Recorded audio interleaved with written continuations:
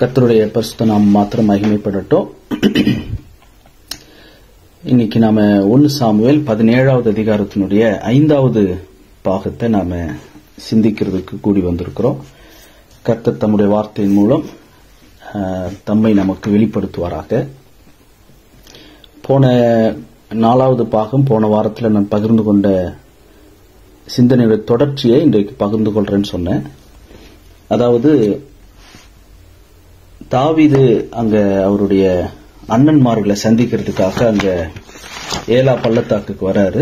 எலியாப், அபினதாப், சம்மா அப்படின்ற அவங்களுடைய 3 அண்ணன்களை சந்திக்க வராரு. அங்க சந்திக்க வரும்போது அவர் அந்த ரொம்ப அதிகாலையில புறப்பட்டு இருக்கணும். ஏன்னா காலையிலையும் மாலையிலையும் கோலியாத் இஸ்ரவேல் சேனையையும் கர்த்தரையும் தூஷிக்கிற ஒரு மனுஷனா 40 நாள் காலையிலயும் மாலையிலயும் நிக்கிறார். இப்போ காலையில கோலியாத் பேசுற அந்த வார்த்தைய தாவீது கேட்கிறாருன்னா அதுக்கும் முன்னமே அவர் அங்க அந்த பாளையத்திற்கு வந்திருக்க வேண்டும். ஏன்னா 20வது வசனம் 1 சாமுவேல் 17:20 வாசிக்கிறோம். தாவீது அதிகாலையில் எழுந்து என்று நாம் வாசிக்கிறோம். அங்க அப்படி காலையில எழுந்து தாவீது வரும்போது 23வது வசனம் கடைசி வரி கோலியாத்தினுடைய வார்த்தைகளை தாவீது கேட்டான். இப்படி 40 நாளும் காலையிலையும் மாலையிலையும் இந்த கோலியாத் கர்த்தருடைய ஜனங்களை தூஷித்து கொண்டிருக்கிற இந்த 16வது வசனத்துல அதை வாசிக்கிறோம். அந்த பெலிஸ்தன் காலையிலும் மாலையிலும் 40 நாள் வந்து நிற்பான், இப்படி பேசுவான். அந்த சரியா அந்த 40வது நாள் காலையில கோலியாத் பேசுறதுக்கு முன்ன அதிகாலையில தாவீது எழுந்து அவர் ஏறக்குறைய ஒரு 27 அதுக்கு மேல ஏறக்குறைய ஒரு 27 கிலோமீட்டருக்கு மேல நீங்க கூகுள்ல பாத்தீங்கன்னா அந்த தூரம் அதுல போட்டிருக்கோம். அவர் பயணம் செய்து அவர் அங்க அவருடைய அண்ணன்மார்களை பார்க்கறதுக்கு அவர் வந்திருக்கிறார். இப்போ இங்க தாவீது கிட்ட இஸ்ரவேல் படையில் இருக்கிற மக்கள் சொல்லுகிற ஒரு வார்த்தை என்னன்னா, இந்த பெலிஸ்தியனை கொன்று போட்டால் அவங்களுக்கு என்ன கொடுக்கப்படும், என்ன ராஜா தரதா சொல்லி இருக்கிறாரு அப்படின்னு சொல்றாங்க. 25வது வசனம், இவனை கொல்லுகிறவன் எவனோ அவனை ராஜா மிகவும் ஐஸ்வர்யவானாக்கி அவனுக்கு ஜிஎஸ்டி டாக்ஸ், இந்தியாவில் ஜிஎஸ்டின்னு சொல்றாங்க, அல்லது வரி, எந்த வரியும் நாட்டுக்கு வரி, அரசுக்கு எந்த வரியும் கொடுக்க தேவையில்லை. அதுதான் அந்த 25வது வசனத்துல அவனுக்கு ராஜா தன்னுடைய குமாரத்தையும் தந்து ஐஸ்வர்யவனாக்கி தகப்பன் வீட்டாருக்கு இஸ்ரவேலிலே சர்வமானியம் கொடுப்பார். சர்வமானியம் கொடுக்கறதுனா அவங்களுக்கு வரி வசூலிக்கப்படாது. வரியே இல்லாத அவங்களுக்கு இப்ப எப்படி துபாயில வரி இல்லாம இருக்கிற மாதிரியான ஒரு நாட்டுக்கு அவங்க அரசர் குடும்பத்தை சேர்ந்தவங்களை போல அவங்க மாறிடுவாங்க. அப்படி ஒரு பரிசு ராஜா தருவதாக அங்க சொல்லப்பட்டிருக்கு. இத தாவீது ஒரு முறைக்கு பல முறை அவர் உறுதி செய்யறாரு. அதனுடைய தொடர்ச்சியை இந்த நாட்கள்ல நாம் ஒரு கோலியாத்தை சந்திக்கிறோம், அல்லது கோலியாத்தின் ஆவி, ஏரோதின் ஆவி, அல்லது ரட்சிக்கப்படுறதுக்கு முன்னாடி சவுலாக இருந்தபோது அந்த சவுலின் ஆவி, இந்த சன்பலாத் தொபியாவின் ஆவி, இப்படிப்பட்ட ஆவிகள் சுவிசேஷ எதிரிகள், சத்தியத்தை நேசிக்காதவங்க, அல்லது கள்ள சகோதரர்கள், கள்ள அப்போஸ்தலர்கள், கள்ள தீர்க்கதரிசிகள், கள்ள போதகர்கள், இவங்கெல்லாம் இந்த இயேசு கிறிஸ்துவ கொலை செய்யணும் அப்படின்னு ஏரோது நினைச்ச மாதிரி சவுல் சவுல் ராஜா பிற்காலத்துல தாவீத அவர் பகைத்தார். அவர் தாவீத கொலை செய்யணும்னு நினைச்சார். அவருடைய ஊக்குவிக்கல, அவருடைய ஊக்கமின்மைன்னு சொல்லுவாங்க, டிஸ்கரேஜ்மெண்ட். அவரை ஊக்கம் அளிக்காம அவரை டிஸ்கரேஜ் பண்ணார். நீங்க யோவான் நிருபத்துல வாசித்தீங்கன்னா அங்க இது சவுல் ராஜா சீனியர், தாவீது ஜூனியர். ஒரு சீனியர் ஒரு ஜூனியரை ஊக்கம் அளிக்காமல் இருக்கிறத நாம இந்த 1 சாமுவேல்ல இந்த 17, 18, 19, 20வது அதிகாரத்துல எல்லாம் அதெல்லாம் நம்ம வாசிக்கலாம். ஆனா புதிய ஏற்பாட்டுல நீங்க பாத்தீங்கன்னா ஜூனியர் சீனியரையும் அவமதிக்கிறது, ஊக்கம் அளிக்காததையும் நம்ம வாசிக்க முடியும். 3 யோவான்ல தியோத்திரைப்பு, 3 யோவான் ஒரே அதிகாரம் தான். 9வது 10வது வசனங்கள்ல அங்க சபையிலே முதன்மையா இருக்க விரும்புகிற தியோத்திரைப்பு எங்களை ஏற்றுக்கொள்ளவில்லை. சவுல் ராஜா தாவீதை ஏத்துக்கல. பிற்காலத்துல இந்த ஏலா பள்ளத்தாக்குக்கு பிற்பாடு, இந்த கோலியாத்து கொன்ற பிற்பாடு, தாவீது கோலியாத்தை கொன்றதுக்கு பிற்பாடு, இஸ்ரவேல் பிலிஸ்தியர்களை ஜெயிச்சதுக்கு பிற்பாடு, அந்த வெற்றிக்கு பிற்பாடு சவுல் ராஜா தாவீதை ஏத்துக்கல. சீனியர் ஜூனியரை ஏத்துக்கல. புதிய ஏற்பாட்டு முதல் நூற்றாண்டு திருச்சபையில ஜூனியர் சீனியரை ஏத்துக்கல. தியோத்திரைப்பு அப்போஸ்தலனாகிய யோவானை ஏற்றுக்கொள்ளல. தான் ஏற்றுக்கொள்ளாததும் அன்றி, 10வது வசனத்தின் பிற்பகுதி, தான் சகோதரரை கொள்ளாமல் இருக்கிறதும் அன்றி ஏற்றுக்கொள்ள மனதாயிருக்கிறவர்களையும் தடை செய்து சபைக்கு புறம்பே தள்ளுகிறான் தியோத்திரைப்பு ஆவி. இப்படிப்பட்ட ஆவிகள் பல மனுஷர்களிடத்துல கிரியை செய்து, அதுல இந்த கோலியாத்தின் ஆவி இன்னைக்கும் பலரிடத்துல கிரியை செய்யறத நம்ம பார்க்கிறோம். அப்ப இன்றைய கோலியாத்துகளை நாம் சந்திக்கும் போது எப்படி சவுல் ராஜா அவர் ஒரு இதை செய்தால், கோலியாத்தை கொன்றால் இன்னென்ன காரியம் கொடுக்கப்படும் அப்படின்னு அவர் ஒரு வாக்கு பண்ணிருக்காரு. இப்ப இன்றைய நாட்கள்ல நமக்கு புதிய ஏற்பாட்டு கிறிஸ்தவர்களாகிய நமக்கு கர்த்தர் வாக்கு பண்ணிருக்கிற காரியங்கள் என்ன, அதை பகிர்ந்து கொள்றேன்னு சொல்லி போன கூட்டத்தில் நான் சொல்லியிருந்தேன். அதுல ஒரு சில காரியங்களை கொஞ்சம் வேகமா பார்க்கலாம். அது பட்டியல் ரொம்ப பெருசா இருக்குது, அது எல்லாத்தையும் சொல்ல முடியுமான்னு தெரியல. யாத்ராகமம் 20வது அதிகாரம், யாத்ராகமத்தின் புஸ்தகம் 20வது அதிகாரம் 6வது வசனம். இங்க ஆண்டவர் என்ன சொல்றாரு, இந்த 10 கற்பனையை மோசேக்கு சீனாய் மலையில கொடுக்கும்போது, ஆண்டவரிடத்துல பிதா குமாரன் பரிசுத்த ஆவியாகிய திரியேக தேவனிடத்துல அன்பு கூர்ந்தால் என்ன கிடைக்கும்? என்னிடத்தில் அன்பு கூர்ந்து என் கற்பனைகளை கை கொள்ளுகிறவர்களுக்கோ 1000 தலைமுறை மட்டும் இரக்கம் செய்கிறவராய் இருக்கிறேன். அப்ப நமக்கு ஆண்டவர் ஒரு வாக்கு பண்றார், ஒரு ஆஃபர் கொடுக்கிறார், ஒரு பலனை கொடுக்கிறார், ஒரு அவார்டு. உண்மையா இருக்கிற ஃபெய்த்ஃபுல்லா இருக்கிறவங்களுக்கு ஒரு ரிவார்டு கொடுக்கிறார், பலன் அளிக்கிறார். எப்படி சவுல் ராஜா கோலியாத்தை கொல்லுகிறவர்களுக்கு இன்னென்ன பலன் அளிக்கப்படும் அப்படின்னு வாக்கு பண்ணினாரோ, அதை விட பெரிய பலன்களை ஆண்டவர் நமக்கு கர்த்தருடைய வார்த்தையிலிருந்து வாக்கு பண்ணியிருக்கிறார். முதலாவது, கர்த்தரிடத்தில் அன்பு கூறுகிறவர்கள், அன்பு கூர்ந்து அவருடைய கற்பனைகளை கை கொள்ளுகிறவர்களுக்கு ஆண்டவர் 1000 தலைமுறை மட்டும் இரக்கம் செய்கிறவராய் இருக்கிறார். அப்ப இந்த 1000 தலைமுறைக்கு இரக்கத்தை பெறுவதற்கு நாம் என்ன செய்யணும்? அவரிடத்தில் அன்பு கூறணும், அவர் கற்பனைகளை கை கொள்ளணும். அடுத்தது அதே யாத்ராகமம் 20வது அதிகாரத்துல 12வது வசனம். இங்க உன் தகப்பனையும் உன் தாயையும் கனம் பண்ணுவாயாக, இப்படி செஞ்சா உன் தேவனாய் கர்த்தர் உனக்கு கொடுக்கிற தேசத்திலே உன் நாட்கள் நீடித்திருக்கும் அப்படின்ட்டார். அப்ப இங்க இன்டைரக்டா என்ன சொல்லப்படுதுன்னா, பிள்ளைகள் தங்களை மதிக்கிற மாதிரி பெற்றோர் நடந்துக்கணும். பிள்ளைகளை கோபப்படுத்துறது, எரிச்சல் மூட்டுறது, அவங்க கிட்ட மனசு திறந்து பேசாமல் இருக்கிறது, உம்முன்னு கம்முன்னு இருக்கிறது,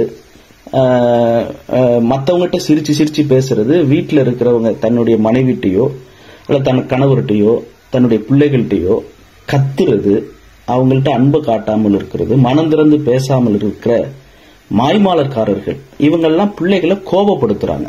ஏன்னா பெற்றோர்களே உங்கள் பிள்ளைகளை கோபப்படுத்தாதிருங்கள்னு புதிய ஏற்பாட்டில் சொல்லியிருக்கு. இது ஒரு பெரிய ஒரு போராட்டம் தான்.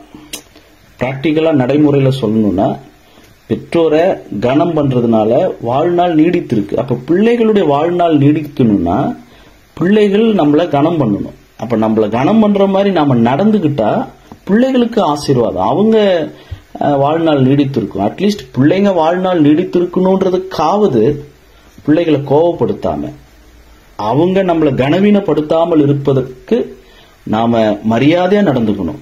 நம்ம மரியாதையை இழக்கிற மாதிரி முட்டாளா நடந்துக்க கூடாது. இது நான் ஏன் இப்படி சொல்றேன்னா, பல பெற்றோர்கள் தங்க வீட்டுல, இன்னைக்கு ஐரோப்பாவில் ஒரு காலத்துல, இந்தியா, இலங்கை, மாதிரி ஆசியாவில் எங்க அப்பா அம்மாவில தான் நான் ரட்சிக்கப்பட்டேன் அப்படின்னு பிள்ளைகள் சொல்லுவாங்க. ஆனா ஐரோப்பாவை பொறுத்த வரைக்கும் எங்க அப்பா அம்மாவனால தான் நான் ரட்சிக்கப்படாமல் இருக்கிறேன், இப்படி எப்படிலாம் இருக்கணும்னு அவங்கள பார்த்து கத்துக்கிட்டேன்னு சொன்ன காலத்துல இன்னைக்கு எப்படி இருக்குன்னா, எப்படிலாம் இருக்கக்கூடாதுன்னு அவங்கள பார்த்து நான் கத்துக்கிட்டு வரேன் அப்படின்னு காலம் இன்னைக்கு மாறி இருக்கு.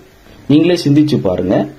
இன்னைக்கு பல பிள்ளைகள் அவங்க வழி விலகி போறதுக்கு, அவங்க இடறதுக்கு, அவங்க சீனு அலுப்பு தட்டி அவங்க நிர்விசாரமா போறதுக்கு, அவங்கள ஊக்கப்படுத்த வேண்டியவர்கள் ஊக்கப்படுத்தாம, நேசிக்க வேண்டியவர்கள் மதிக்க வேண்டியவர்கள் அந்த மரியாதையும் அந்த அன்பையும் வெளிப்படுத்தாம மனசுக்குள்ளேயே பொத்தி பொத்தி வச்சுக்கிட்டு இருக்கிறதுனால என்ன பிரயோஜனம்? பிள்ளைகளை ஊக்கமளிக்கணும், அவங்களுக்கு பாராட்ட தெரிவிக்கணும், அவங்ககிட்ட மனசு திறந்து பேசணும். அப்படி செய்யறதுனால மரியாதை அவங்க நம்மளுக்கு கொடுக்கற மாதிரி நம்ம நடந்துக்கும் போது, அந்த மரியாதை அவங்க நமக்கு கொடுக்கறதுனால அவங்க வாழ்நாள் நீடித்து இருக்கும் போது, அது பிள்ளைங்க மேல அன்பு இருந்துச்சுனாலாவது, அட்லீஸ்ட் பிள்ளைங்களை உண்மையா நேசிச்சா அவங்க வாழ்நாள் நீடித்து இருக்கணும்னா அவங்க நம்மள கனம் பண்ற மாதிரி நாம நடந்துக்கணும். பெற்றோர்கள் நாம ஒழுங்கா நடந்தும் அவங்க கனம் பண்ணலன்னா அது அவங்க குற்றம். பிள்ளைகளை ஆண்டவர் கணக்கு கேட்பார். ஆனா கொலை செய்கிறவனை காட்டிலும் கொலை செய்ய தூண்டுகிறவனை தான் உலக அரசாங்கம், உலக நீதிபதிகளே தண்டிக்கிறாங்க. அதனால ஆண்டவர் சும்மா விட மாட்டார்.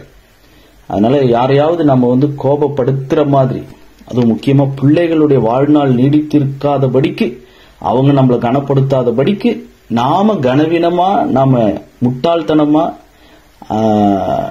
அதாவது பல பெற்றோர்கள் அறிவு கெட்டத்தனமா, அதான் சரியான வார்த்தை, அறிவு கெட்டு போய் தங்களுடைய, அதாவது இந்த காரியத்தில் நீர் புத்தீனமாய் செய்தீர் அப்படின்னு பைபிள் ஒரு வசனம் வாசிப்போம். அது மாதிரி புத்தீனமா சில காரியங்களை பல பெற்றோர்கள் பண்றதுனால விளைவு அங்க பெற்றோருக்கும் பிள்ளைகளுக்குள்ள கசப்பு, அந்த பிள்ளைகள் பெற்றோரை கனவீனம் பண்றாங்க. அதனால என்ன ஆகுது?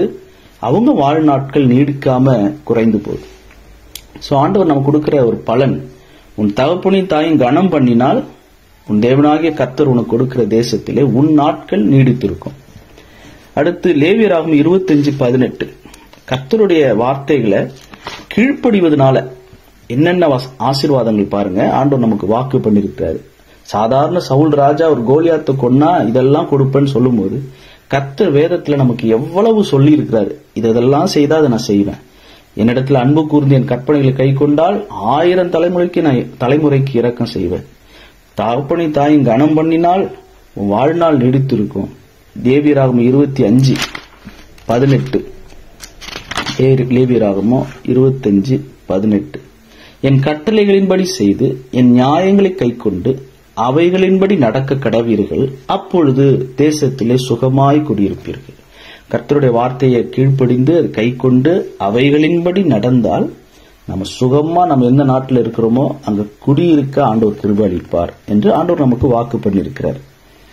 அதே 26வது அதிகாரம், அதுக்கு அடுத்த அதிகாரத்துல 3-13 நீங்க வாசித்து பாத்தீங்கன்னா, லேவியராகமம் 26:3-13, என் கட்டளைகளின்படி நடந்து என் கற்பனைகளை கை கொண்டு அவைகளின்படி செய்தால் என்னென்னா ஆசீர்வாதம். ஏற்ற காலத்தில் உங்களுக்கு மழை பெய்ய பண்ணுவேன், பூமி தன் பலனையும், வெயிலில் உள்ள மரங்கள் தங்கள் கனியையும் கொடுக்கும், திராட்சைப்பழம் பறிக்கும் காலம் வரைக்கும் போரடிப்பு காலம் இருக்கும், விதைப்பு காலம் வரைக்கும் திராட்சைப்பழம் பறிக்கும் காலம் இருக்கும். நீங்கள் உங்கள் அப்பத்தை திருப்தியாக சாப்பிட்டு உங்கள் தேசத்தில் சுகமாய் குடியிருப்பீர்கள். தேசத்தில் சமாதான கட்டளையிடுவேன், தத்தளிக்க பண்ணுவார் இல்லாமல் படுத்துக் கொள்வீர்கள். துஷ்ட மிருகங்களை தேசத்தில் இராதபடிக்கு ஒழிய பண்ணுவேன், பட்டயம் உங்கள் தேசத்தில் உலாவுவதில்லை. இந்த 13வது வசனம் வரைக்கும் உங்கள் நடுவில், 11வது வசனம், உங்கள் நடுவில் என் வாசஸ்தலத்தை ஸ்தாபிப்பேன், என் ஆத்துமா உங்களை அரோசிப்பதில்லை, நான் உங்கள் நடுவிலே உலாவி உங்கள் தேவனாயிருப்பேன், நீங்கள் என் ஜனமாயிருப்பீர்கள். நீங்கள் எகிப்தியருக்கு அடிமைகளாயிராதபடிக்கு நான் அவர்கள் தேசத்திலிருந்து உங்களை புறப்பட பண்ணி உங்கள் முகத்தடிகளை முறித்து உங்களை நிமிர்ந்து நடக்க பண்ணின உங்கள் தேவனாகிய கர்த்தர் அப்படின்னு 13வது வசனம் வரைக்கும் நீங்க வீட்டுல வாசித்து பாருங்க. வசனத்தை கை கொண்டு கீழ்ப்படிந்து நடந்தா இந்த ஆசீர்வாதங்கள் எல்லாம் கிடைக்கும். உங்கள் சத்துருக்களை துரத்துவீங்க, அவர்கள் உங்கள் முன்பாக பட்டயத்தால் விழுவாங்க என்று ஒரு பெரிய ஆசீர்வாதம் இருக்கு.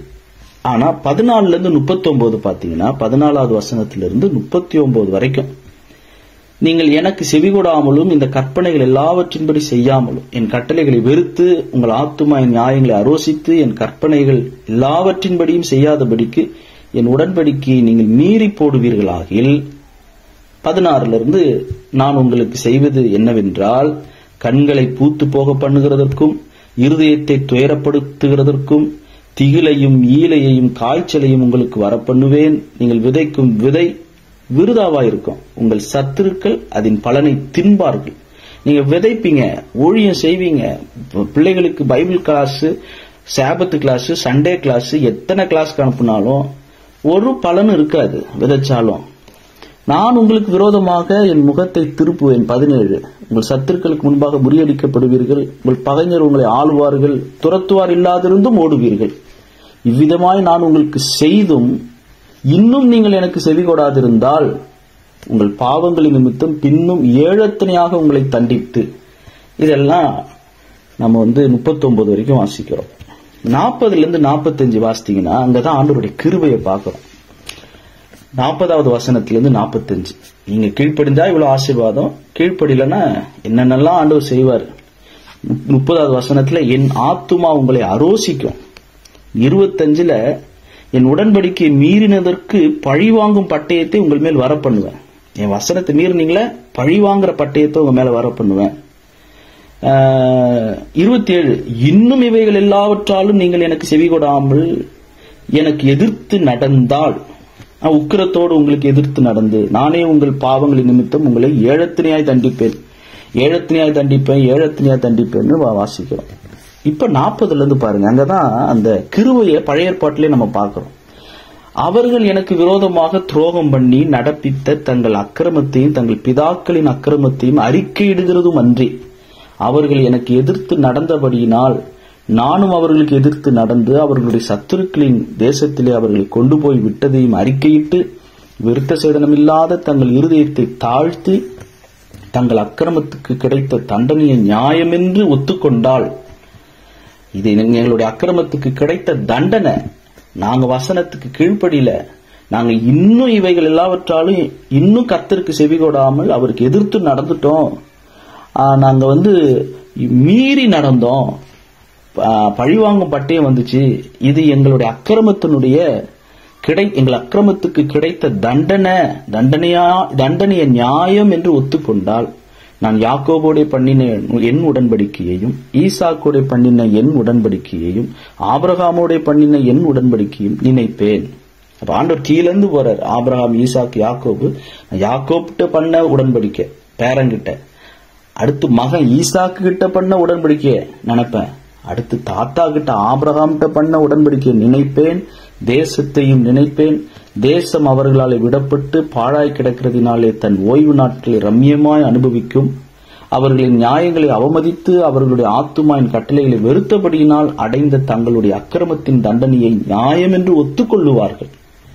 45 வரைக்கும் வாசிக்கிறேன். அவர்கள் தங்கள் சத்துருக்களின் தேசத்தில் இருந்தாலும் நான் அவர்களை நிர்மூலமாக்கத்தக்கதாகவும் நான் அவர்களோட பண்ணின என் உடன்படிக்கையை அபத்தமாக்கத்தக்கதாகவும் நான் அவர்களை கைவிடவும் வெறுக்கவும் மாட்டேன். நான் அவர்கள் தேவனாகிய கர்த்தர் அவர்களுடைய தேவனாய் இருக்கும்படிக்கு நான் புறஜாதிகளின் கண்களுக்கு முன்பாக எகிப்து தேசத்திலிருந்து அவர்களை புறப்படச் செய்து அவர்களுடைய முன்னோர்களோட நான் பண்ணின உடன்படிக்கையை அவர்கள் நிமித்தம் நினைவு கூறுவேன். நான் கர்த்தர் என்று சொல் என்றார். இந்த லேவியராகமம் 26 13வது வசனம் வரைக்கும், முதல் 13 வசனம், பிற்பாடு 14 39 வரைக்கும், பிற்பாடு 40 45 வாசிச்சோம்னா ஆண்டவர் எப்படி கீழ்ப்படிந்தா ஆசீர்வதிக்கிறாரு, கீழ்ப்படினா எப்படி தண்டிக்கிறாரு, மனம் திரும்பினா எப்படி அவர் மனதுருகுகிறார் அப்படின்றத, அவர் உடன்படிக்கை நினைவு கூறுகிற தேவன் அப்படின்றத நம்ம பார்க்கிறோம். சில வசனங்களை மட்டும் நான் குறிப்பு சொல்றேன், எழுதிக்கிறவங்க நீங்க எழுதிக்கலாம். உபாகமம் 4வது அதிகாரம் 39 40, உபாகமம் 6வது அதிகாரம் முதல் 3 வசனங்கள், உபாகமம் 6வது அதிகாரம் 17 19, உபாகமம் 11வது அதிகாரம் 13 16, அதே 11வது அதிகாரம் 18 21, அதே உபாகமம் 11வது அதிகாரம் 26 29.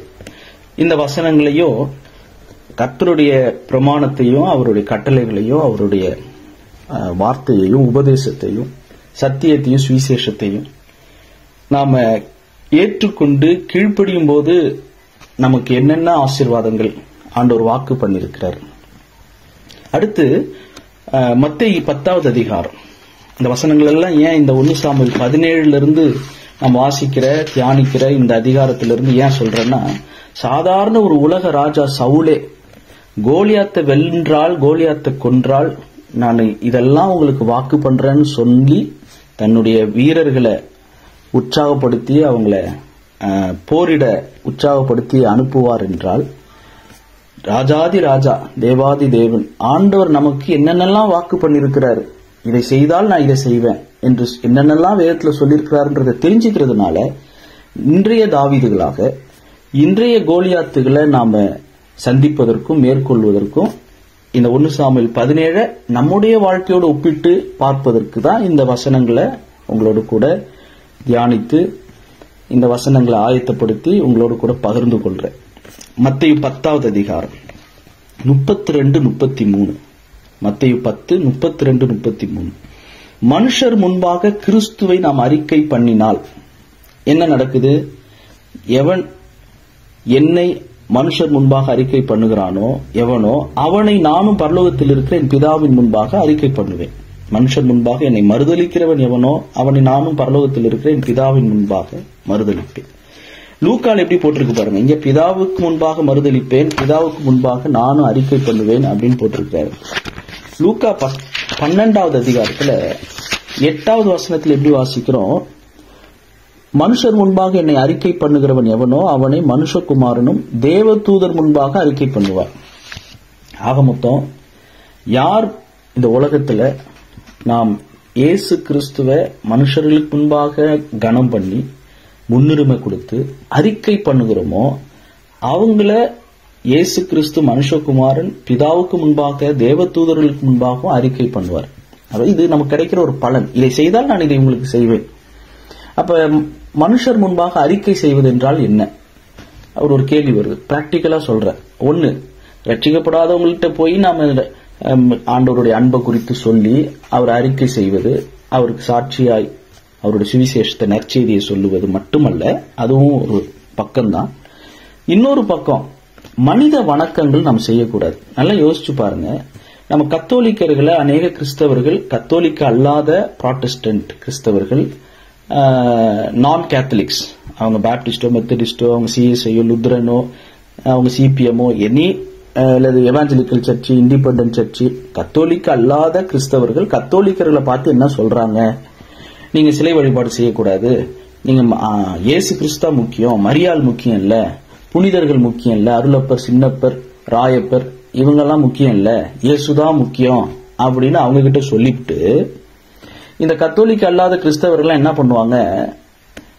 ஆஹா, பாஸ்டர் என்னமா பிரசங்கம் பண்றார், ஆஹா இந்த ரெவரண்ட் என்னமா அவர் அற்புதம் பண்றார், என்ன அற்புதம் இந்த ஊழியக்காரர் பண்றார், என்ன அருமையா பாட்டு பாடுறாரு. இங்க என்ன சொல்றாங்க? இயேசுவை பெற்ற தாயாகிய ஆண்டவருடைய தாயாராகிய மரியாள் முக்கியம் இல்ல, இயேசுதான் முக்கியம்னு அங்க வாதிட வேண்டியது, போராட வேண்டியது, அங்க ப்ராட்டஸ்ட் பண்ண வேண்டியது. இங்க வந்துட்டு மனித வணக்கங்கள், ஊழியர் தான். பைபிள்ல சொல்ல வேண்டியது கழுதை இல்ல, கழுதைக்கு இந்த மரியாதை பண்ணல, கழுதை மேல உட்கார்ந்து இருக்கிற இயேசு கிறிஸ்துவுக்கு தான் மரியாதை அப்படின்னு பிரசங்கம் பண்ணுவோம். அந்த வசனத்தை அந்த பகுதி அறிஞ்சிருப்போம். ஆனா கழுதை முக்கியம் இல்ல, இயேசுதான் முக்கியம்னு எல்லா கழுதைகளுக்கும் தெரிஞ்சதுன்னா, கழுதையை தான் சொன்னேன். அந்த கழுதைகள்லாம் என்ன யோசிக்கணும்? நாம ஊழியரை நம்ம கனப்படுத்த வேண்டியதுதான். திருவசனத்தில் பிரயாசப்படுகிறவர்களுக்கு இரட்டிப்பான கனம் கொடுக்கணும், இல்லன்னு இல்ல. ஆனா அந்த கனத்தை மரியாளுக்கு கொடுக்கிறோம், ஆனா அவங்களை ஆராதிக்க மாட்டோம்னு சொல்றோம். ஆனா இங்க கனம் கொடுக்கிறோன்ற பேர்ல அவங்களை எவ்வளவு நாம மனுஷரை குறித்து மேன்மை பாராட்டாதிருங்கள். மனுஷர் முன்பாக என்னை அறிக்கை பண்ணுகிறவன் எவனோ அவனை நானும் பரலோகத்தில் இருக்கிற என் பிதாவின் முன்பாக அறிக்கை பண்ணுவேன். கர்த்தரை ஸ்தோத்தரிக்கு துதி, எக்காலத்தில் நான் கர்த்தரை ஸ்தோத்தரிப்பேன். அவர் துதி எப்போது என் வாயில் இருக்கும், அவர் துதி தான் இருக்கும். ஆனா நம்ம என்ன பண்றோம்? அவர் வெளிநாட்டிலிருந்து வந்த ஊழியருங்க, இலங்கைக்கு வந்தாரு, இந்தியாவுக்கு வந்தாரு, எங்க வீட்டுல தங்கினாரு, இந்த டாய்லெட் யூஸ் பண்ணாரு. ஏங்க, கிறிஸ்தவங்களா இருக்கிறவங்க எல்லாருமே தாழ்மையா தான் இருக்கணும், எல்லாருமே எளிமையா தான் இருக்கணும், எல்லாருமே அர்ப்பணிக்கணும், இழக்கணும். 10 பேர் செய்யாததுனால எங்கேயோ ஒருத்தர் இழக்கிறாரு, ஒருத்தர் அர்ப்பணிக்கிறாருன்னா ஏன் அவரை உயர்த்துறோம்? அவர் தாழ்ந்திருக்கும் தெரியும், வாழ்ந்திருக்கும் தெரியும். நியூஸ் பேப்பரை தரையில விரிச்சு அதுல படுத்து தூங்கினாலும் தூங்கணும் ஒரு ஊழியக்காரர், ஒரு விசுவாசி, ஒரு கிறிஸ்தவர், ஒரு சீஷர் தூங்கணும், ஒரு சீஷி. இதுக்கு ஏன் ரொம்ப அவங்க ஹைலைட் பண்ணணும்? நாங்க எக்காலத்துல கர்த்தரை தானே ஸ்தோத்திரிக்கணும், அவர் துதி தானே என் வாயில இருக்கணும். மனுஷனுக்கு ஏன் துதி பாடணும்? அவர் தூங்கினார்னா இப்ப என்ன? அவர் இந்த டாய்லெட் யூஸ் பண்ணா இப்ப என்ன? கிறிஸ்தவர் பண்ணிதான் ஆகணும். கிறிஸ்தவர்களை விட காவி உடை உடுத்தினவங்க, சிக்கிய கோயில் இருக்கிறவங்க எவ்வளவு பேரு துறவிகளாக, சித்தர்களாக அடுத்த வேலை சாப்பாடு, அடுத்த வேலை துணி இல்லாம அலைஞ்சிட்டு இருக்கிறாங்க, தாழ்மையா எளிமையா. ஏதோ கட்டில படுக்காம தரையில படுத்துட்டாரு, என்ன தாழ்மை! அட இப்படிதாங்க இருக்கணும். நான் அப்பிரயோஜனமான ஊழியக்காரன், செய்ய வேண்டிய கடமையை மாத்திரம் செய்தேன் என்று சொல்லுங்கள்னு இயேசு கிறிஸ்து சொல்லி கொடுத்தார். கடமையை செய்யறதப்ப ஏன் உயர்த்தணும்? இல்லங்க, அவர் எவ்வளவு பெரிய ஊழியக்காரர், வெளிநாட்டுல இருக்கிறவரு, ஐரோப்பாவில, அமெரிக்காவில, நார்வேல, டென்மார்க்ல, கனடாவில் இருக்கிறவரு, இலங்கைக்கு இந்தியாவுக்கு எங்க பாயில இந்த நுளம்பு கடியில, கொசு கடியில படுத்தாருங்க. படுத்தா இப்ப என்னங்க? இப்போ அப்ப படுத்தாருன்னு உயர்த்தினா அப்ப அவங்க பேதுரு உயர்த்துறாங்க, அவங்க மரியாதை உயர்த்துறாங்க கத்தோலிக்கர்கள். அப்ப அவங்க பண்றது தப்புன்னா நீங்க பண்றது தப்பு இல்லையா? நீங்க பண்றது சரின்னா அவங்க பண்றது சரி இல்லையா? என்னத்த பண்றது? மத்தேயு 10 ஆண்டவர் சொல்றாரு, மனுஷர் முன்பாக என்னை அறிக்கை பண்ணுங்கள். மனுஷர் அறிக்கை பண்றது இல்ல, கர்த்தரை உயர்த்தணும், அவரைத்தான் நம்ம மகிமைப்படுத்தணும், அவரைத்தான் எக்ஸால்ட் பண்ணணும். இயேசு கிறிஸ்து தேவகுமாரன் இந்த உலகத்துல பிறந்து வாழ்ந்து அற்புதங்கள் செய்யறாரு. யூதர்கள்ட்ட இருந்த ஒரு பெரிய, இஸ்ரவேல் மக்கள்கிட்ட இருந்த ஒரு குணம், அவங்க தேவனை மகிமைப்படுத்தினார்கள். இயேசு கிறிஸ்து ஒரு அற்புதம் பண்ணுவாரு, அவங்க தேவனை புகழ்ந்தார்கள், தேவனை மகிமைப்படுத்தினார்கள். யாவே யெகோவா தேவனை மகிமைப்படுத்தினார்கள், பிதாவை மகிமைப்படுத்தினார்கள். அவங்க இஸ்ரவேல் மக்கள் கர்த்தரை மகிமைப்படுத்துறவங்களா இருந்தாங்க, தேவனை மகிமைப்படுத்துறவங்களா இருந்தாங்க. நாம என்ன பண்றோம்? ஒருத்தர் அருமையா செய்தி கொடுத்துட்டாரு, ஒருத்தர் அருமையா பாடிட்டாரு, ஒருத்தர் அற்புதம் பண்ணிட்டு, இப்ப என்ன? இப்போ பவுலும் பர்னபாவும் சட்டையை கீழ்ச்சிக்கிட்டாங்க. நாங்களும் உங்களை போல பாடுள்ள மனுஷர் தானே, ஏன் இப்படி பண்றீங்க? எங்களையும் கடவுளாக்குறீங்க. தூதனுடைய காலில் பத்மு தீவுல அப்போஸ்தலனாகிய யோவான் காலில் விழும்போது தூதன் என்ன சொன்னாரு? இப்படி செய்யாதபடிக்கு பார், கர்த்தரை பணிந்துகொள், கர்த்தரை தொழுதுகொள், வர்ஷிப் காட், ஏஞ்சலை தொழுது கொள்ளாதன்னு ஒரு பரலோக தூதன் சொன்னார். நாம கத்தோலிகர்கிட்ட ஒண்ணு சொல்லிட்டு அதை தான் இங்கேயும் நம்ம பண்றோம், மனித வணக்கம். அப்ப நம்ம என்ன செய்யணும்? ஆண்டவர் நமக்கு வாக்கு பண்ற ரிவார்டு என்னது? என்ன மனுஷருக்கு முன்பாக அறிக்கை பண்ணுங்கள். ஏதோ ரட்சிக்கப்படாதவங்கள்ட்ட சுவிசேஷன் நற்செய்தி சொல்றது மட்டும் அறிக்கை பண்றது இல்ல. ரட்சிக்கப்பட்டவங்களுக்குள்ள நம்ம என்ன பேசுறோம்? யார புகழ்றோம்? யார உயர்த்துறோம்? யார வேலையை விட்டுட்டு ஊழியம் செய்யறாரு, இப்பா என்ன தியாகம்! அப்ப வேலையை செஞ்சுக்கிட்டே ஊழியம் செய்யறவங்களாம் என்ன, அவங்களாம் ரொம்ப ஈஸியா? கொஞ்சம் யோசிச்சு பாருங்க.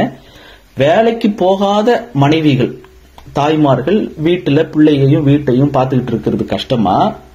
வேலையை செஞ்சுக்கிட்டு இருக்கிற பெண்மணிகள் வேலைக்கும் போயிட்டு மனைவி பிள்ளை, அதாவது பிள்ளைகளை பார்த்துக்கிட்டு வீட்டுல சமைச்சுக்கிட்டு வீட்டு வேலையும் பார்க்கறது கஷ்டமா?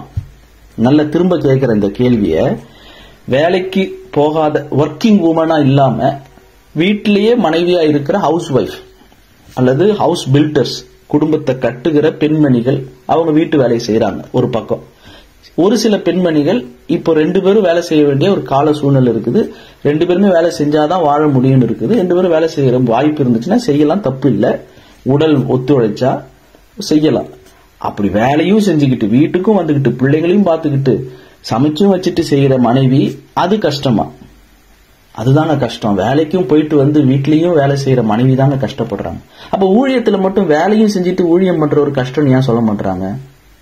ஏன் வேலைக்கு போகாம ஊழியம் செய்யறவர் தான் ஆஹான்னு உயர்த்தப்படுறாங்கன்னா, பணத்தை விட்டுட்டாங்களாம், உலக பணத்தை விட்டுட்டாங்களாம். அப்ப வேலை செஞ்சுட்டு ஊழியம் செய்யறவங்கள திருடியா வேலை செய்யறாங்க? எல்லா ஊற்றுக்கும் காரணர். நான் சொல்றது யாரையும் சாடல, யாரையும் திட்டல, தப்பா எடுத்துக்க வேணாம். புரட்சிகரமான வார்த்தை. உணர்ச்சி, கர்த்தருடைய உணர்வு வரணும். உயர்த்துவது கர்த்தரா தான் இருக்கணும். நாம அர்ப்பணிப்பு என்பது இயேசு கிறிஸ்து சிலுவையில் செய்த தியாகத்துக்கு முன்னாடி வேலையை விடுறதோ அல்லது அழைப்பு இருந்தா சந்தோஷம். அழைப்பு இருந்து கர்த்தர் அந்த கிருபையை கொடுத்திருக்கிறாரு, அவங்க திருமணம் பண்ணாம இருக்கிறாங்க, அவங்க அழைக்கப்படாம வேலையை விட்டுட்டு வந்திருக்கிறாங்கன்னா சந்தோஷம், கர்த்தரை மகிமைப்படுத்துறோம், அவங்களை கனப்படுத்துறோம். ஆனால் அவங்கள இல்ல, கர்த்தரை தான் உயர்த்தணும். அவங்க செஞ்சாங்கன்னா அவங்களுக்குரிய கூலி கர்த்தர் இடத்துல அவங்க பெற்றுக்கொள்வாங்க. ஆண்டவர் சொல்றாரு, நடுகிறவனும் விதைக்கிறவனும் அவனவனுக்குரிய கூலியை கர்த்தரிடத்துல பெறுவாங்க ஆண்டவர் சொல்லியிருக்கிறாரு. அவங்க உண்மையா அவங்க அர்ப்பணிச்சிருக்கிறாங்க, ஆண்டவர் அழைச்சிருக்கிறாரு, கிருபை கொடுத்திருக்கிறாருன்னா வெரி குட். அர்ப்பணிப்புன்னா இப்ப இயேசு கிறிஸ்து செத்த மாதிரி சாவ மாட்டேன்னு பேதுரு தலையிலேயே தான் சிலுவையில செத்தாரு. அதுக்காக பேதுரு நம்ம எங்க பார்த்தாலும் படம் மாட்டிட்டு தொங்கிட்டா இருக்க முடியும் அப்படின்னு கத்தோலிகர்கிட்ட பேச வேண்டியது. ஆனா இங்க வந்துட்டு அது எப்படிங்க, அவர் முழு நேர ஊழியத்துக்கு வந்துட்டாருங்க. அப்ப பவுல் யாரு? பவுல் முழு நேர ஊழியர் இல்லையே, பகுதி நேர ஊழியர் தான். அவர் தோல் பதனிடுகிற வேலையை செஞ்சுக்கிட்டு தான் 13-14 நிருபம் எழுதினாரு. எபிரேயர் நிருபம் அவர் எழுதினாரு நம்பினா 14 இல்லைன்னா 13. அதாவது நம்ம மனுஷர்களை உயர்த்துறதை நிறுத்தணும். மனுஷர் முன்பாக என்னை அறிக்கை பண்ணுகிறவன். அதனாலதான் கர்த்தரை உயர்த்த தெரிஞ்சுக்கிட்டா அவங்கள கர்த்தர் பரலோகத்தில் இருக்கிற பிதாவின் முன்பாக அவங்களையும் கர்த்தர் உயர்த்துவார், முன்னுரிமைப்படுத்துவார், அறிக்கை பண்ணுவார். மனுஷர் முன்பாக என்னை மறுதலிக்கிறவன். அப்ப மறுதலிக்கிறவங்க யாரு? இந்த ஊழியக்காரரை உயர்த்துறது, புனிதர்களை உயர்த்துறது, ஆண்டவருடைய தாயார் அப்படின்னு உயர்த்துறாங்க. அங்க தப்புன்னு சொல்ல வேண்டியது. ஆனா இங்க ஆண்டவருடைய ஊழியர் அப்படின்னு இவங்க இங்க உயர்த்துவாங்க. நீங்க இங்க இந்த ஊழியரை உயர்த்துறதுக்கு மரியாதையை உயர்த்திட்டு போலாம். அவங்க ஸ்திரீகளுக்குள்ளே பாக்கியவதி, கர்த்தர் தெரிந்து கொண்ட ஒரு பாத்திரம், அவங்கள்ட்ட ஒரு குறையும் கிடையாது. இது தப்புனா அதுவும் தப்பு, இது சரின்னா அதுவும் சரி, அது மட்டும் தப்பு இது மட்டும் சரின்னா கொஞ்சம் யோசிச்சு பார்க்கணும்ல. அறிவுள்ளவர்கள் நான் சொல்றதை புரிந்து கொள்வார்கள், காது உள்ளவர்கள் கேட்க கடவர்கள். அதனால கர்த்தரை அறிக்கை பண்ண கற்றுக்கொள்வோம், இல்லைன்னா கர்த்தரை மறுதலிக்கிறவர்களா இருப்போம். அப்படி மறுதலிச்சா அவனை நானும் பரலோகத்தில் இருக்கிற என் பிதாவின் முன்பாக மறுதலிப்பேன்னு இயேசு கிறிஸ்து சொல்லியிருக்கிறார். இயேசு மறுதலிப்பாரா? ஆமா, நீ மறுதலிச்சா அவர் ஒன்ன மறுதலிப்பார் அப்படின்னு மத்தேயு 10:33 சொல்லுதுங்க. மத்தேயு 16:24-27. மத்தேயு 16:24-27. ஒருவன் என்னை பின்பற்றி வர விரும்பினால் அவன் தன்னைத்தான் வெறுத்து தன் சிலுவை எடுத்துக்கொண்டு என்னை பின்பற்ற கடவுள். அப்படி செஞ்சா என்ன கிடைக்கும்? தன் ஜீவனை ரட்சிக்க விரும்புகிறவன் அதை இழந்து போவான், என் நிமித்தமாக தன் ஜீவனை இழந்து போகிறவன் அதை கண்டடைவான். இழந்தா அதை கண்டடைய முடியும். பாருங்க, ஆண்டவர் நமக்கு சவுல் ராஜாவோட என்னென்னலாம் ரிவார்டு வச்சிருக்கிறார். மனுஷன் உலகம் முழுவதையும் ஆதாயப்படுத்தி கொண்டாலும் தன் ஜீவனை நஷ்டப்படுத்தினால் அவனுக்கு லாபம் என்ன? மனுஷன் தன் ஜீவனுக்கு ஈடாக எண்ணத்தை கொடுப்பான் என்று 27 வரைக்கும் அந்த வசனத்தை நீங்க அந்த பகுதியை வாசிச்சு பாருங்க. ஆண்டவருக்காக நம்ம இழக்கிறதுனால நாம அந்த ஜீவனை திரும்ப கண்டடைய முடியும். மத்தேயு 25:34-46. மத்தேயு 25:34-46 வாசிச்சு பாத்தீங்கன்னா, மற்றவர்களுக்கு உதவி செய்வதனால இந்த சிறியருக்கு நீங்க எதை செய்றீங்களோ அதை எனக்கே செய்றீங்க. அப்படி நீங்க செஞ்சீங்கன்னா நான் உங்களை எப்படி மதிப்பேன், எப்படி உங்களை ஏற்றுக்கொள்வேன், உங்களை எப்படி வலது பக்கத்தில் நிறுத்துவேன், உங்களை எப்படி பேர் சொல்லி எப்படி அழைப்பேன், உண்மையும் உத்தமுள்ள ஊழியர்களே அப்படின்னு சொல்லி ஆண்டவர் அழைக்கிறத பார்க்கிறோம். நீதிமான்களாக அழைக்கிறத பார்க்கிறோம். என் பிதாவினால் ஆசீர்வதிக்கப்பட்டவர்களே, உலகம் உண்டானது முதல் உங்களுக்காக ஆயத்தம் பண்ணப்பட்டிருக்கிற ராஜ்யத்தை சுதந்திரித்துக் கொள்ளுங்கள். மத்தேயு 25:34. அப்ப நம்ம இந்த சிறியருக்கு மற்றவர்களுக்கு உதவி செய்கிறதுனால என்ன பலன்? லூக்கா 6:22-23-35. லூக்கா 6:22. மனுஷகுமார நிமித்தமாக ஜனங்கள் உங்களை பகைத்து உங்களை புறம்பாக்கி உங்களை நிந்தித்து உங்கள் நாமத்தை உங்கள் பெயரை பொல்லாததென்று தள்ளிவிடும் போது நீங்கள் பாக்கியவான்களா இருப்பீர்கள். ஓஹோ, அப்படிலாம் செஞ்சாதான் நம்ம பாக்கியவானா இருக்க முடியும். அப்ப செய்யுங்க. இன்னும் என்ன நிந்திங்க, இன்னும் என்னுடைய பெயரை பொல்லாதது என்று தள்ளி விடுங்க, இன்னும் என்ன புறம்பாக்குங்க, இன்னும் என்ன பகைங்க. மனுஷகுமார நிமித்தமாக, சும்மா என்ன நிந்திங்க திட்டுங்க அப்படின்னு சொல்லிட்டு அடி வாங்குறது இல்ல. மனுஷகுமார நிமித்தமாக, சத்தியத்தின் நிமித்தமாக, நீதி நிமித்தமாக நம்ம பகைக்கப்படும் போது, புறம்பாக்கப்படும் போது, நிந்திக்கப்படும் போது, நம்ம பெயரை பொல்லாதது என்று தள்ளிவிடும் போது நாம் பாக்கியவானா ஆக முடியும், பாக்கியத்தை சுதந்திரிக்க முடியும். 23. அந்நாளிலே நீங்கள் சந்தோஷப்பட்டு களி கூறுங்கள், பரலோகத்தில் உங்கள் பலன் மிகுதியா இருக்கும், அவர்களுடைய பிதாக்கள் தீர்க்கதரிசிகளுக்கும் அப்படியே செய்தார்கள். அப்ப நமக்கு பரலோகத்துல பலன் மிகுதியா இருக்கணும்னா இதெல்லாம் அனுபவிக்கணும். இதெல்லாம் அனுபவித்தா ஆண்டவர் நமக்கு கொடுக்கிற ரிவார்டு என்ன? பரலோகத்துல பலன் மிகுதியா இருக்கும். 35 அதே அதிகாரம் உங்கள் சத்துருக்களை சிநேகியுங்கள், நன்மை செய்யுங்கள், கைமாறு கருதாமல் கடன் கொடுங்கள், அப்பொழுது உங்கள் பலன் மிகுதியாயிருக்கும். உன்னதமானவருக்கு நீங்கள் பிள்ளைகளாயிருப்பீர்கள். அவர் நன்றி அறியாதவர்களுக்கும் துரோகிகளுக்கும் நன்மை செய்கிறாரு. நீங்க இப்படி செஞ்சீங்கன்னா உங்க பலன் மிகுதியா இருக்கும். உன்னதமானவருக்கு நீங்க பிள்ளைகளா இருப்பீங்க. அப்ப ஆண்டவருக்கு நான் பிள்ளையா இருக்குன்னா என்ன செய்யணும்? அப்ப சத்துருவை சிநேகிக்கணும். சத்துரு யாரு? உன் வீட்டாரே உன் சத்துரு. அப்ப நிறைய பேரு வீட்டுல சத்துருவா இருக்கிறாங்க, அல்லது வீடுதான் சத்துரு நிறைந்திருக்கிற கூட்டம். அதுக்காக சாப்பிடறதுக்கு முன்னாடி ஆண்டவரே இந்த சத்துருக்களுக்கு முன்பாக எனக்கு ஒரு பந்தியை ஆயத்தப்படுத்தி அப்படின்னு சொல்லி சாப்பிடறதுக்கு முன்னாடி குடும்ப ஜபத்துல வீட்டு சாப்பாட்டுல ஜெபிச்சிட வேண்டாம். அப்போஸ்தலர் 26:18, அப்போஸ்தலர் 26:18 ஆண்டவரை விசுவாசிக்கிறதுனால ஆண்டவர் நம்ம கொடுக்கிற பலன்.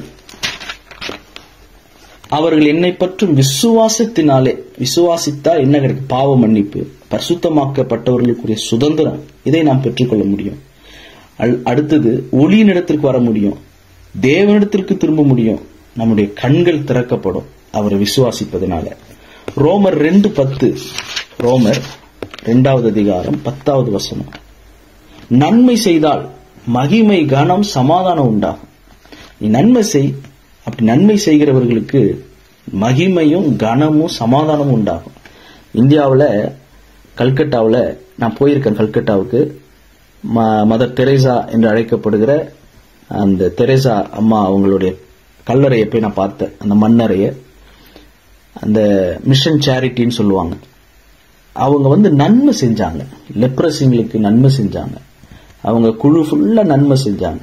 அவங்களுக்கு ராணுவ துப்பாக்கி சுட்டு இந்திய அரசு, அந்த நாள்ல அந்த காலத்தில் இருந்த அரசு கட்சி அவங்கள அரசு மரியாதையோடு, இந்திய அரசாங்கம் அவங்கள மரியாதையோடு எத்தனையோ குண்டு துப்பாக்கி சூடு கொடுத்து அவங்கள அடக்கம் பண்ணி, அவங்களுக்கு பாரத ரத்னா விருது கொடுத்து, அவங்களுடைய தலைய இந்தியாவில் ஒரு ஸ்டாம்ப்ல மதர் தெரேசாவுடைய முத்திரை, தலை முத்திரை இருக்கிற ஸ்டாம்ப் அச்சடிக்கப்பட்டது. இதெல்லாம் எல்லாருக்கும் ஒரு நாட்டில் ஸ்டாம்ப்ல நம்ம தலை வந்துருமா? எல்லாருக்கும் பாரத ரத்னா விருது கொடுத்துருவாங்களா? எல்லாருக்கும் ராணுவ மரியாதையோடு அடக்கம் பண்ணிடுவாங்களா? நன்மை செய்தால் கனம், மகிமை, சமாதானம் உண்டாகும். அடுத்து 1 கொரிந்தியர் 3:8, 1 கொரிந்தியர் 3வது அதிகாரம் 8வது வசனத்துல வாசிக்கிறோம். நடுகிறவனும் நீர் பாய்ச்சுகிறவனும் ஒன்றா இருக்கிறார்கள், அவனவன் தன் தன் வேலைக்கு தக்கதாய் கூலியை பெறுவான். நம்ம எந்த அளவுக்கு நடுகிறோம், எந்த அளவுக்கு நீர் பாய்ச்சுறோம், உற்சாகமாய் செய்கிற இடத்துல கர்த்தர் பிரியமா இருக்கிறார்.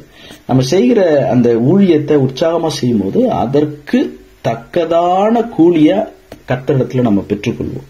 கர்த்தரிடத்துல கூலியை பெறுவோம்னு நம்பி ஊழியம் செய்யணும். மனுஷருக்கு முன்பாக அல்ல, மனுஷருக்காக அல்ல, மனுஷரை பிரியப்படுத்த அல்ல, ஆண்டவரை பிரியப்படுத்த அவருக்கு முன்பாக, அவர் கண்களுக்கு முன்பாக நாம் ஊழியம் செய்யணும். கொடுப்பது காணிக்கையோ, நேரத்தையோ, ஆலோசனையோ, நம்முடைய அன்பையோ, கொடுக்கறதுனா உடனே பணத்தை மட்டும் நினைக்கிறது இல்ல, கொடுக்கறதுக்கு நிறைய இருக்குது. எபிரேயர் 10வது அதிகாரம் 34 வாசிக்கிறோம். உங்கள் ஆஸ்திகளையும் சந்தோஷமாய் கொள்ளையிட கொடுத்தீர்கள் அப்படின்னு எபிரேய நிருபத்தை எழுதிய அப்போஸ்தலன் சொல்றாரு. அது பவுலா, சில பேர் அது பர்னபான்றாங்க, சில பேர் பவுல்ன்றாங்க. எபிரேய ஆக்கியோன் சொல்றாரு, உங்கள் ஆஸ்திகளை, எபிரேயர் 10:34 கடைசி வரி, உங்கள் ஆஸ்திகளையும் சந்தோஷமாய் கொள்ளையிட கொடுத்தீர்கள். அப்படி கொடுக்கறதுனால என்ன நமக்கு பலன்?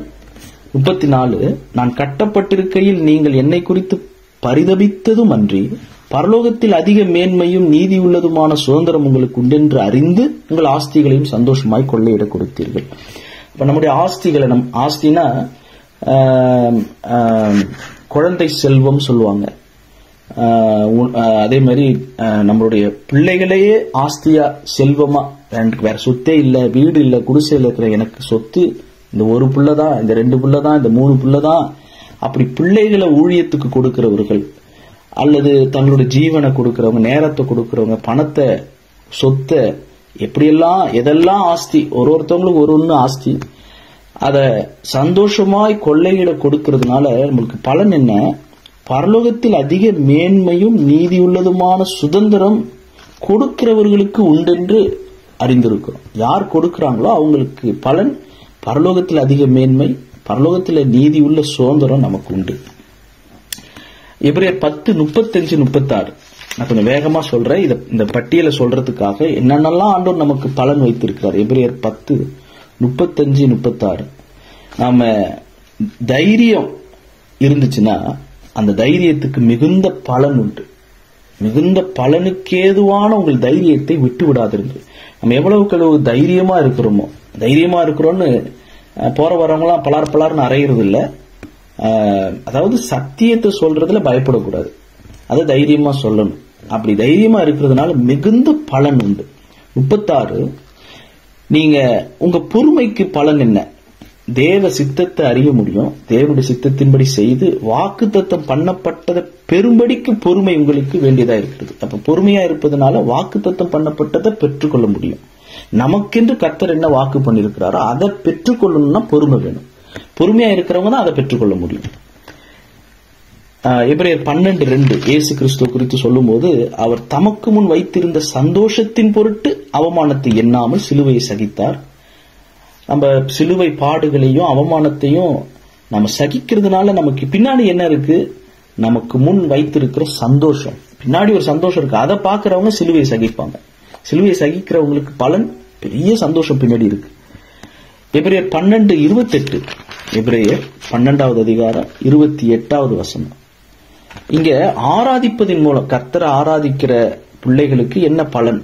அசைவில்லாத ராஜ்யத்தை பெறுகிறவர்களாகிய நாம் பயத்தோடும் பக்தியோடும் தேவனுக்கு பிரியமாய் ஆராதனை செய்யும்படி கிருபையை பற்றி கொள்ள கடவோம். நாம ஆராதிப்பதின் மூலம், கிருபையை பற்றி கொள்வதன் மூலம் என்ன பலன்? நமக்கு அசைவில்லாத ராஜ்யத்தை நாம் பெறுகிறோம். அசைவுள்ள ராஜ்யம் இல்ல, அசைவில்லாத ராஜ்யத்தை ஆராதிப்பதின் மூலம், கிருபையின் மூலம் பெற்றுக் கொள்கிறோம். 1 பேதுரு 3:9-12 1 பேதுரு 3வது அதிகாரம் 9-12 இந்த 4-5 வசனங்களையும் வாசிச்சீங்கன்னா 4 வசனங்களில் தீமைக்கு தீமையையும் உதாசனத்துக்கு உதாசனத்தை சரி கட்டாமல் அதற்கு பதிலாக நீங்கள் ஆசீர்வாதத்தை சுதந்திரித்துக் கொள்ளும்படி அழைக்கப்பட்டிருக்கிறவர்கள் என்று அறிந்து ஆசீர்வதிங்க. நம்ம ஏன் ஆசீர்வதிக்கிறோம்? நமக்கு பலன், நமக்கு ஆசீர்வாதத்தை நாம சுதந்திரித்துக் கொள்ள போறோம், அதனால ஆசீர்வதிக்கிறோம். அதே போல யாரு பொல்லாப்புக்கு தன் நாவையும் கபடத்துக்கு தன் உதடுகளையும் விளக்குவாங்கன்னா, எனக்கு பின்னாடி நான் ஜீவனை விரும்புறேன், நல்ல நாட்களை காண வேண்டும் என்று இருக்கிறேன் அப்படின்னு அந்த பலனை அறிந்திருக்கிறவங்க பொல்லாப்புக்கு தன் நாவை விளக்கிடுவாங்க. 12 கர்த்தருடைய கண்கள் நீதிமான்கள் நோக்கமா இருக்கிறது, அவருடைய செவிகள் அவர்கள் வேண்டுதலுக்கு கவனமா இருக்கிறது, தீமை செய்கிறவர்களுக்கோ கர்த்தருடைய முகம் விரோதமா இருக்கிறது. இப்ப நான் தீமை செஞ்சேன்னா ஆண்டவருடைய முகம் எனக்கு விரோதமாயிடும். நான் நல்ல நாட்களை பார்க்கணும் அப்படின்னா நான் விளக்க வேண்டியவர்களுக்கு என் நாக்கையும் கபடத்துக்கு என் உதடுகளையும் நான் விளக்கிடணும். 2 பேதுரு 1வது அதிகாரம் 10-11 வெளிப்படுத்தல் 2வது அதிகாரம் 10, 17, 25-28 இந்த வசனங்கள் எல்லாம் நீங்க வாசித்து பாருங்க. வெளிப்படுத்தல் 7:13-17, வெளிப்படுத்தல் 22:12 இந்த வசனங்கள்லாம் வாசித்தீங்கன்னா ஆண்டவர் நமக்கு ஜெயம் கொள்ளுகிறவனுக்கு ஜீவ கிரீடத்தை கொடுக்கிறாரு, ஜெயம் கொள்ளுகிறவனுக்கு மறைவான மன்னாவை கொடுக்கிறாரு, ஜெயம் கொள்ளுகிறவனுக்கு வெண்மையான குறிக்கல் உண்டு, புதிய நாமம் உண்டு, ஜாதிகள் மேல் அதிகாரம் கொடுக்கிறதா வாக்கு பண்ணியிருக்கிறார்.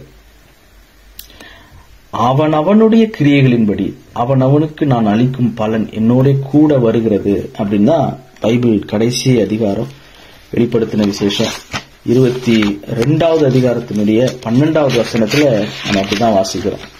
அதனால நமக்கு சவுல் ராஜா அன்றைக்கு அந்த 7 பள்ளத்தாக்குல அவர் ஒரு வாக்கு பண்ணார், ப்ராமிஸ் பண்ணார், ஒரு அரச ஆணை அல்லது ஒரு அரசு ஒரு பலன், நீங்க இதை செய்தால் உங்களுக்கு இது அளிக்கப்படும் அப்படின்னு போர் வீரர்களுக்கு சொல்லப்பட்டது. நமக்கு கர்த்தர் இவ்வளவு, இது ஒரு சின்ன லிஸ்ட் தான், நீங்க வேதத்துல தேடி பார்த்தீங்கன்னா இன்னும் நிறைய காரியங்கள் ஆண்டவர் நமக்கு வாக்கு பண்ணியிருக்கிறார். அந்த நமக்கு கொடுக்கப்பட போகிற, பெற்றுக்கொள்ள போகிற பலனை நாம பார்த்துட்டோம்னா, தெரிஞ்சுக்கிட்டோம்னா, ஓ இதெல்லாம் நான் செய்யணும் அப்படின்றத நாம கற்றுக்கொள்ள முடியும். அது நமக்கு ஒரு ஊக்கம் அளிக்கும். இந்த 1 சாமுவேல் 17வது அதிகாரத்துல இந்த சின்ன ஒரு வசனம் 25-26 அவனுக்கு என்னென்ன செய்யப்படும், இன்னின்னபடி செய்யப்படும், அந்த பெலிஸ்தியனை கோலியாத்தை கொல்லுகிறவனுக்கு இன்னினபடி செய்யப்படும் என்று ராஜா சொல்லியிருக்கிறாரு என்கிற இந்த 2 வசனத்தை வைத்து இந்த நாட்கள்ல நமக்கு கர்த்தர் என்னென்ன நமக்கு செய்வார் அப்படின்றத நாம பழைய ஏற்பாட்டிலிருந்தும் புதிய ஏற்பாட்டிலிருந்தும் ஒரு சில சத்தியங்களை நாம இன்னைக்கு தியானித்தோம். கர்த்தர் சித்தமானால் இந்த வாரம் இல்லைன்னா அடுத்த வாரத்துல இதனுடைய தொடர்ச்சியை நான் உங்களோட கூட பகிர்ந்து கொள்ள விரும்புறேன். இந்த 1 சாமுவேல் 17 தாவீது எப்படி கோலியாத்தை பார்த்தார், தாவீதினுடைய பார்வை எப்படி இருந்தது, இந்த யுத்தத்துல ஒரு மெய்ப்பன், அவருக்கு இந்த யுத்த உடையெல்லாம் அணிஞ்சதே கிடையாது, அவர் சண்டைக்கே போனது கிடையாது, அதாவது யுத்தத்துக்கே போனது கிடையாது. இதான் முதல் யுத்தம், தாவீது தனியா போறாரு, அதுவும் யுத்த களத்துல. அந்த முதல் யுத்தத்தை அவர் எப்படி பார்த்தார், அவருடைய பார்வை எப்படி இருந்துச்சு அப்படின்றத குறித்து அடுத்த கூட்டத்தில் உங்களோட பகிர்ந்து கொள்ள விரும்புறேன். ஜெபம் செய்வோம். சேனைகளின் கர்த்தராகிய எங்கள் தேவனே, நீர் ராஜாதி ராஜா, நீர் உயரமும் உன்னதமான சிங்காசனத்தில் வீற்றிருக்கிறவர், நீர் சாவாமை உள்ளவர், நாங்கள் சாக கூடியவர்கள், சாக போகிறவர்கள். உடைய வருகை தாமதித்தால் எங்களுக்கு மரணம் முந்திக் கொள்ளும், உடைய வருகை முந்திக் கொண்டால் நாங்கள் உயிரோடு இருந்தே நாங்கள் உம்முடைய வருகையில் எடுத்துக்கொள்ளப்படுவோம் ஆண்டவரே. ஆனாலும் எப்படியும் மனுஷருடைய மகிமையெல்லாம் ஒரு புல்லை போலவும் புல்லின் பூவை போலவும் இருக்கிறது. நீரோ என்றும் அரசாளுகிறவர், என்றும் ஜீவிக்கிறவர், உமக்கு முடிவே இல்லை, உமக்கு ஆரம்பம் இல்லை. நீர் அல்பா ஒமேகாவானவர், ஆவும் அக்குமானவர், இசட் ஆனவர். ஆண்டவரே, நீர் சர்வ சிருஷ்டிக்கும் எஜமானர், ஏக சக்கராதிபதி, கேள்வி கேட்க முடியாத அதிகாரம், வானளாவிய அதிகாரம். நீர்தான் சர்வ அதிகாரி, சர்வாதிகாரி. ஆண்டவரே, உமக்கு முன்பாக, உம்முடைய சிங்காசனத்துக்கு முன்பாக நாங்கள் எங்களை தாழ்த்துகிறோம். இன்றைக்கு நாங்கள் கேட்ட சிந்தித்த வசனங்களின் அடிப்படையில் மனுஷருக்கு முன்பாக உம்மை அறிக்கை பண்ண எங்கள் நாவுகளை பழக்குவியும். மனுஷர்களுக்கு முன்பாக உம்மை நாங்கள் மறுதளித்து விடாமல், உங்களை ஹைலைட் பண்ணாம நான் சிறுகணும் நீர் பெருகணும்னு வாயிலேயே வடை சுட்டுக்கிட்டு பிராக்டிகல் வாழ்க்கையில அவர்தான், இவர்தான், இவங்க தான், அவங்க தான், சிஸ்டர் தான், பிரதர் தான், டாக்டர் தான், ரெவரண்ட் தான், பாஸ்டர் தான் சொல்லி ஒருத்தவங்க நாங்க உயர்த்தாம மேன்மை பாராட்டுகிறவன் கர்த்தரை குறித்தே மேன்மை பாராட்ட கடவன் என்கிற அறிவும் புத்தியும் தெளிவும் எங்களுக்கு தாரும். நாங்க எதையாவது குறித்து மேன்மை பாராட்டணும்னா கர்த்தரை குறித்து அல்ல, கர்த்தரை குறித்தே மேன்மை பாராட்டுகிற அறிவை தாரும், அந்த ஞானத்தை தாரும். எங்கள் நாவு எப்போதும் உம்மை மகிமைப்படுத்தட்டும், உம்மை உயர்த்தட்டும். உம்மை துதிக்கும் துதி எக்காலத்திலும் எப்போதும் எங்க நாவில் இருக்கட்டும். மனுஷரை குறித்து மேன்மை பாராட்ட மாட்டோம், மனுஷருக்கு கொடுக்க வேண்டிய கனத்தை கொடுப்போம், இரட்டிப்பான கனத்தை கொடுக்க வேண்டியவங்களுக்கு இரட்டிப்பான கனம் கொடுப்போம். ஆனால் நீரே உயர்ந்தவர், உமக்கு கொடுக்க வேண்டிய மகிமையை நாங்கள் வேற யாருக்கும் கொடுக்க மாட்டோம். அந்த ப்ராட்டஸ்டன்ஸ்குள்ள ப்ராட்டஸ்ட் பண்றதுக்கு ஆண்டவரே கிருபையை தாரும். சத்தியத்தை அறிந்திருக்கிறோம் என்று சொல்லுகிறவர்கள் அதை கடைபிடித்து வாழாதபடிக்கு எங்கள் கண்கள் சொருகி போய் மயங்கி போய் இருக்கிறோம். மயக்கம் தெளிவிக்க உங்களுடைய சத்தியத்தை அறிவதனால நாங்கள் விடுதலையாகிறோம். இன்றைக்கு அநேகருடைய வார்த்தையில ஒரு வித்தியாசத்தை நீர் கட்டளையிடுவீர் என்று நான் நம்புகிறேன். இனி வருகிற நாட்களில் நாங்கள் உம்மை மாத்திரம் உயர்த்த, கர்த்தரை துதிக்க, கர்த்தரை உயர்த்த எங்களுக்கு கிருபை தாரும். நாங்கள் அசுத்த உதடுகள் உள்ளவர்கள், ஏசாயா சொன்னது போல ஆண்டவரே பரிசுத்த வார்த்தைகளை பேச, உம்மை துதிக்க, உயர்த்த எங்களுக்கு உதவி செய்யும். அப்படி செய்யும் போது நீரும் எங்களை பிதாவுக்கு முன்பாக, தேவ தூதர்களுக்கு முன்பாக அறிக்கை பண்ணுகிறீர். ஆண்டவரே, அப்படிப்பட்ட கிருபைக்காக ஸ்தோத்திரம். நீர் எங்களுக்கு கொடுக்கிற பலன்களை எதிர்பார்க்க, இனிவரும் பலன் மேல் நோக்கமா இருக்க இந்த வார்த்தைகளை நாங்கள் நம்புகிறோம். உடைய வார்த்தையின்படியே எங்களுக்கு ஆக கடவுது என்று அறிக்கையிடுகிறோம். இந்த காஸ்பல் ஃபார் ஆல் நேஷன்ஸ் குழுவை ஆசீர்வதியும். கர்த்தர் கொடுத்த இந்த அருமையான வாய்ப்புக்காக, வசன நேரத்திற்காக உமக்கு ஸ்தோத்திரம். இதை கேட்கிற ஒவ்வொருவருடைய உள்ளத்திலும் ஒரு எழுப்புதலும், ஒரு புரட்சியான சிந்தனையும், இன்னும் ஒரு மனம் திரும்புவதற்கு ஏற்ற கனிகள் கொடுக்கப்பட கிருபை செய்வீராக. நாங்கள் எங்களை தாழ்த்தி உம்மை மாத்திரம் உயர்த்தி எங்கள் ஆண்டவராகிய இயேசு கிறிஸ்துவின் மூலம் ஜெபிக்கிறோம் பிதாவே. ஆமென். ஆமென்.